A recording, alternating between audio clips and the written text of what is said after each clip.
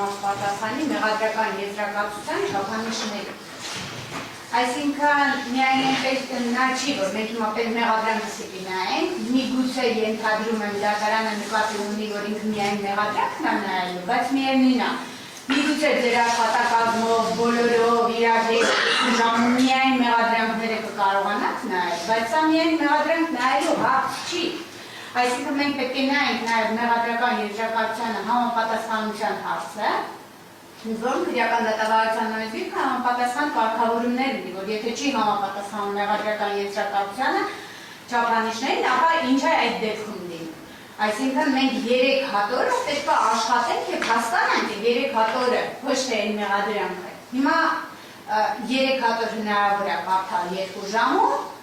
բնականաբար ոչ։ Եթե ինչ-որ հատուկ ծրագրեր դուք չեք օգտագործում, այնց որ ֆայլը դնեք, ինչ-որ մեկը հարստական բանականությունը դա նայի ու ինչ-որ բան որոշի։ Մենք այդպես չենք անելու, կամ չգիտեմ, ձեր աշխատակազմը եթե ունի այդ հնարավորությունը, մենք չունենք այդ հնարավորությունը։ Հիմա եթե հարցը վերաբերում է նրան, որ մեկ շաբաթ հետո մենք հավաքվելու ենք, ուղղակի եթե թարգմանությունը լինի տրամադրվելու է պարոն Խաչատուրովին ու ցանկացած դեպքում ժամանակ է տրամադրվելու, միգուցե անիմաստ չհավաքվենք, որովհետև եթե ընդամենը մեկ շաբաթ եք տրամադրելու, բնականաբար դա բավական չէ, ավելին ասեմ, պետք է կողմերն ունենան հավասար հնարավորություններ։ Եթե դատախազին դուք տվել եք 24 օր ժամանակ, պաշտպանական 20 օր, դա 20 օր ժամանակ, ապա պաշտպանական կողմեր պիտի ունենա այդ հնարավորությունը։ Չեք կարող ասել, դատախազ, քանի որ դու ուզեցիր, ես այդքան երկար ժամանակ եմ դες տալիս, իսկ պաշտպաններին մենք ընդամենը մեկ շաբաթ ենք տալիս։ Ուղղակի առաջարկում եմ Ասեք,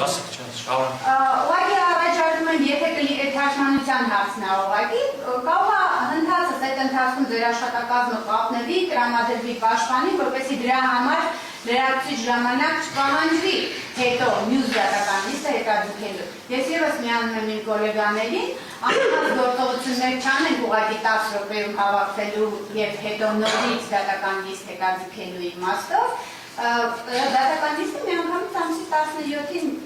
տեղափոխվի եւ 17-ին արդեն նորմալ աշխատենք։